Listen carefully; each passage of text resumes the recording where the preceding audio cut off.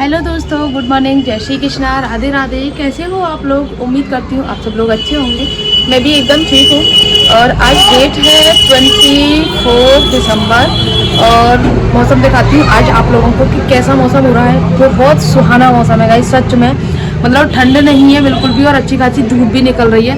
अब थोड़ी सी राहत महसूस हो रही है, जो पहले 4-5 दिन से ऐसी गलन हो रही थी ना उसमें। और टाइम दिखा दूँ आप लोगों को, आपको ना आज का मौसम दिखाती हूँ गाइस। धूप निकल रही है, ये देखो अच्छी खासी धूप निकल रही है। हर्षित को बैठा बाबा के पास। नीचे चला जाए क्योंकि इसकी छुट्टी है ना, इसलिए। और ये देखो दंडोती लग रही है नीचे। कैसे लगते दंडोती है। पर आपको ना मैं समय दिखा दूँ, 9:30 बज रहे हैं इस टाइम पे और मेरा रूम कुछ इस तरह से फैला हुआ है पूरा। मुझे सफाई करनी है क्योंकि बच्चों हर्षित की छुट्टी है। स्वरा ने बोला था मुझे नहीं जाना और एंड मोमेंट पे बोल रही थी मम्मा मुझे जाना है। तो उसको खाना वगैरह रेडी किया, नाश्ता बनाया, तो इस सब में लेट हो गई। क्योंकि रहता है ना कि सुबह अगर बच्चे बोल देते हैं कि छुट्टी है तो फिर उसी हिसाब से काम करती हूँ मैं। अब लग जाती हूँ काम पे।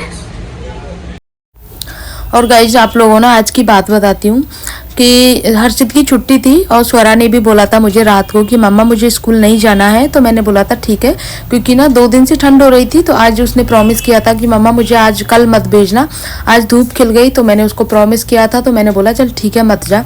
लेकिन मैंने अपना घर के कामों में लग पड़ी मैं अपना, क्योंकि दोनों बच्चों की छुट्टी है इस हिसाब से। और एंड मोमेंट पर उसने यानी कि 15 मिनट पहले मुझे बोल रही है कि मम्मा मुझे स्कूल जाना है। तो मेरा पूरा काम का शेड्यूल था ना वो पूरा बिगड़ गया, क्योंकि मैं उसी हिसाब से काम कर रही थी कि बच्चों की छुट्टी है, काम की कोई जल्दी है नहीं। तो जो काम मेरे रूटीन के चलते हैं वही कर रही थी। जिस दिन बच्चों का स्कूल होता है ना तो उसी हिसाब से काम करती हूँ मैं, जिस बच्चों के हिसाब से। लेकिन उसने बोला तो फिर उसको फटाफट से तैयार किया। नहा तो वो ली थी, तो उसको चोटी वगैरह बनाई और उसके बाद में फिर खाना बनाने गई नीचे, क्योंकि किचन मेरा नीचे है। तो फिर खाना बनाया और उसको लंच पैक करके फटाफट से उसको स्कूल भेजा। बाइक से छोड़ने जाते हैं, वरना अगर वो बस से जाती तो उसकी बस मिस हो जाती, क्योंकि उसने बोला ही कुछ इस तरह से था। पहले तो बोल रही थी कि नहीं जाना और एंड मोमेंट पे उसने बोल दिया जाना है। तो फिर मैंने भी उसको ज़बरदस्ती नहीं रोका, जब तेरा मन है तो तू चली जा। जब चली गई ना, जब उसके बाद में मेरा काम करना स्टार्ट हुआ। इस चक्कर में पूरा जो काम था ना इतना फैल गया, समझ में नहीं आ रहा था कहाँ से शुरू करूँ कहाँ ख़त्म करूँ, क्योंकि सब कुछ आधा अधूरा छोड़ दिया था मैंने। वॉशिंग मशीन में कपड़े चल रहे थे, वो भी मैंने ऐसे ही छोड़ दिए। उधर बाथरूम यूँ ही पड़ा था, साफ़ वगैरह नहीं किया था मैंने, क्योंकि पहले मुझे इसको खाना बना के देना था और आधे आधे काम हुए थे। मतलब बात यह है कहने की। वैसे पतिदेव जब पूजा करके आते हैं ना, 9 बजे पूजा करके आते हैं, उनसे पहले पहले मैं साफ़ सफाई का, झाड़ू पोंछा, ये सारे काम कर ही लेती हूँ। लेकिन आज तो पतिदेव भी बोल रहे थे आज क्या बात है, बच्चों की छुट्टी है, जब भी तुझे काम नहीं हुआ है। तो हकीकत यही थी कि स्वरा की वजह से मैं सारे कामों में लेट हो गई थी।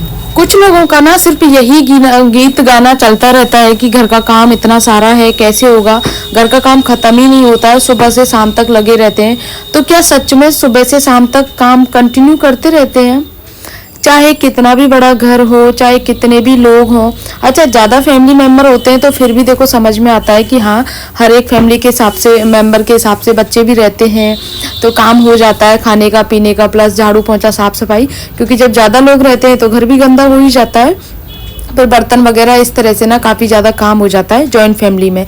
लेकिन अगर आप न्यूक्लियर फैमिली में रहते हो, लेकिन फिर भी आपका यही गीत रहता है कि यार इतना सारा काम है, बहुत सारा काम है, कैसे होगा, पूरा दिन निकल जाता है। तो भाई शायद हो सकता है आपके काम करने का तरीका गलत हो, क्योंकि ऐसा वही काम होते हैं घर में, कोई एक्स्ट्रा काम नहीं होते हैं।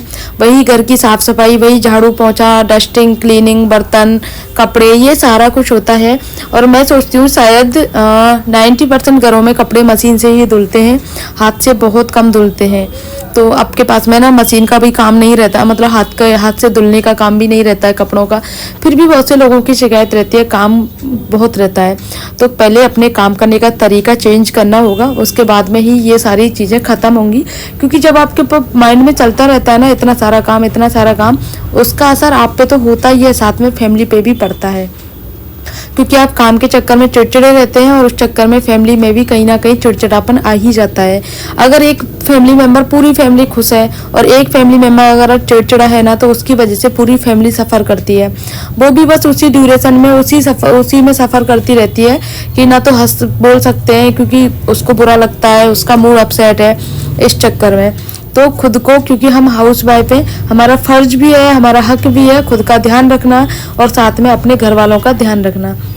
क्योंकि हम खुद का ध्यान रखते हैं तभी तो घर वालों का ध्यान रख पाते हैं। और खुद का ध्यान कब रखेंगे? जब हम तरीके से अपना सारा काम करना शुरू करेंगे।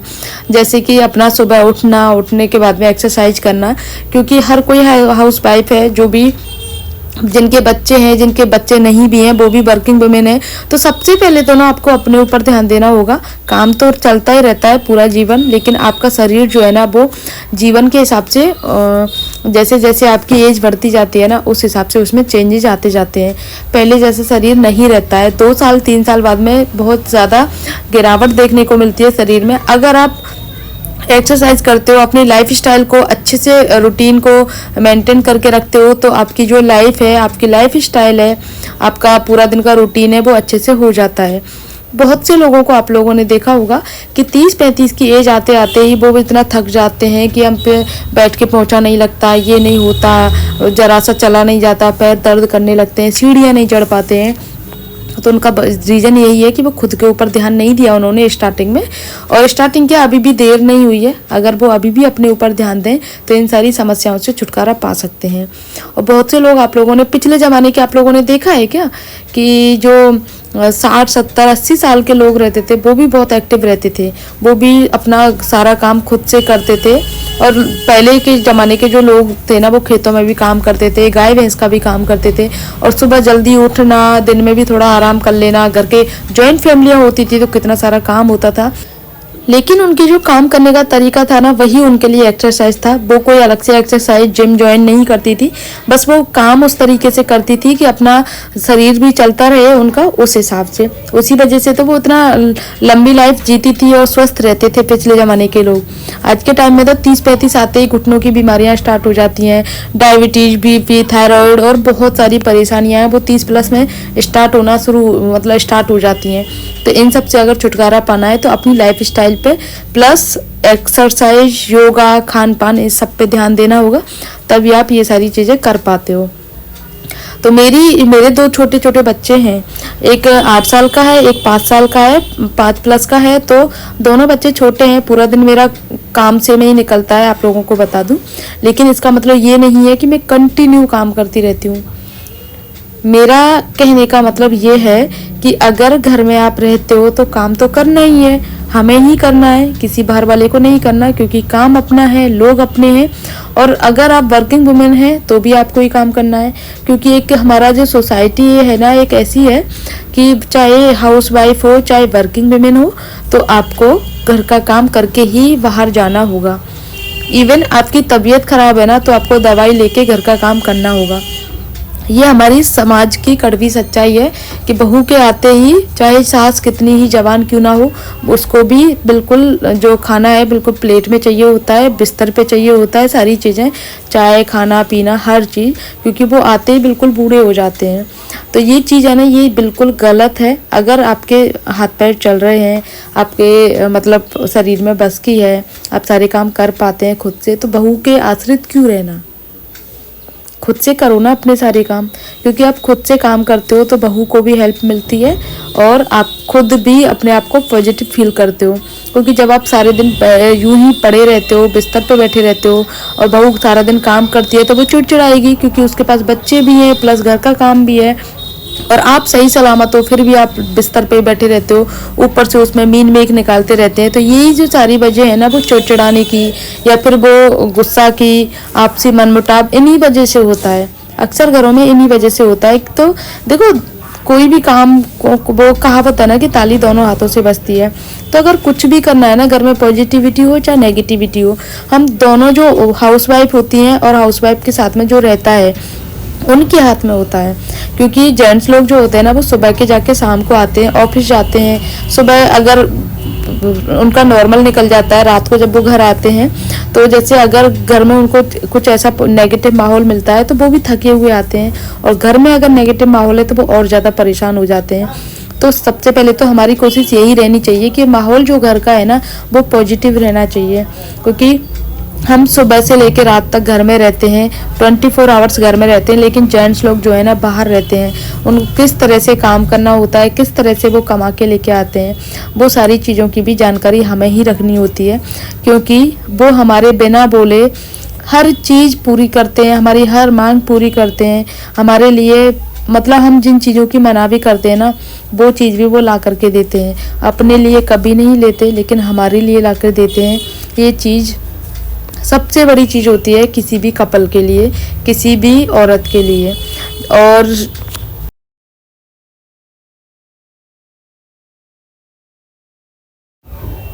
क्योंकि जेंट्स लोगों की आदत होती है कि खुद के लिए कभी कुछ नहीं करते हैं, बस उनका यही मानना होता है कि अगर घर की औरतें जो हैं वो अगर खुश रहे ना, तो कहते हैं ना कि औरत अगर खुशी है अपने ससुराल में, अपने घर में, तो मतलब लक्ष्मी का वास होता है। और ये बिल्कुल एकदम सही बात है कि अगर एक हाउसवाइफ है, घर बहन बेटी माँ जो भी है ना, अगर घर में एकदम खुशी का माहौल है, हंसी खुशी से सब लोग रहते हैं ना, तो पॉजिटिविटी अपने आप आती है और माँ लक्ष्मी का निवास ऑटोमेटिक हो ही जाता है। तो ये सारी चीज़ें हैं ना छोटी छोटी सी, बस ये आपको ध्यान में रखनी होती हैं। अपने घर को बिल्कुल आप मतलब ये कह सकते हो कि आप अपने घर को, अपने हाथ में होता है स्वर्ग बनाना और नरक बनाना। छोटी छोटी चीज़ों को इग्नोर करना सीखो। जैसे होता है घर में, अक्सर घर में सारी चीज़ें होती हैं, मनमुटाव भी होते हैं, कई बार आपसी कलह भी हो जाती हैं, तो इन चीज़ों को या तो बैठ के सॉल्व करो। अगर बैठ के सॉल्व नहीं कर सकते हो तो अगर वो चीज़ें इग्नोर करने लायक है तो इग्नोर करो, और अगर इग्नोर करने लायक नहीं है तो उन चीज़ों को बैठ के सॉल्व करो, क्योंकि बिना बैठे सॉल्व करने से ना ये मनमुटाव बढ़ता ही रहता है। और अगर आपको लगता है कि ये सारी चीज़ें बार बार रिपीट हो रही हैं तो भाई घर की शांति के लिए कुछ ना कुछ ऐसा सॉल्यूशन निकालो जो दोनों में से किसी का भी दिल ना दुखे और काम भी हो जाए। क्योंकि अक्सर हम रिश्तों को बांधने के चक्कर में ना इतना ज़्यादा मनमुटाव कर लेते हैं आपस में कि बस ये रिश्ते एक बंधे रहें, और उस बांधने के चक्कर में रिश्ते बिल्कुल ख़त्म हो जाते हैं। तो इससे अच्छा तो ना उन रिश्तों को बांधने की बजाय आज़ाद कर दो। कम से कम पास में रह के जो आपसी मनमुटाव था ना वो तो ख़त्म हो जाएगा, ज़्यादा नहीं, थोड़ा बहुत हालचाल समाचार दूर रह के तो हो जाएंगे ना। तो इसीलिए रिश्तों को बांधने से ज़्यादा उनको आज़ाद करने में ज़्यादा अच्छा होता है, क्योंकि जब आज़ाद रहते हैं तो रिश्तों की आपसी फ़र्क भी होती है, कौन सही है कौन गलत है, कौन हमारे लिए क्या कर रहा है, ये सारी चीज़ों का। तो गाइस आज के ब्लॉग में इतना ही। आई होप आप लोगों को अच्छा लगा होगा आज का ब्लॉग। मैंने जो मेरे मन में जो सारी बातें चलती रहती हैं तो वो आप लोगों के साथ में शेयर करने की कोशिश की है, और मेरा जो रूटीन होता है वो भी आप लोगों के साथ में शेयर किया है। आज मेरा रूम थोड़ा सा मुझे गंदा लग रहा था क्योंकि हर्षित ने दूध वगैरह पिला दिया था, तो आज मैंने ना इसको पूरा धुला था, और बेड वगैरह के नीचे पानी नहीं गया था क्योंकि लकड़ी का है तो फर्नीचर खराब हो जाता है, इसीलिए जो खुला एरिया है ना सिर्फ मैंने वहीं तक धोया था, और उसके बाद में फिर मैंने वाइपर से साफ कर दिया। और धुलने के बाद में ना एक चीज़ और है गाइस, जैसे कि आप नॉर्मल पोंछा लगाते हो और आप धो के पोंछा लगाते हो ना तो उसमें शाइनिंग अलग ही आती है। आज ना 25 तारीख है, बच्चों की छुट्टी है, और हमारे यहाँ पे ना एक बाबा पैसे देते हैं, डेली बच्चों को पैसे बांटते हैं। मैं 2-3 साल से कंटिन्यू देख रही हूँ, आप लोगों को दिखाती हूँ कितनी भीड़ होती है बच्चों को पैसे लेने के लिए।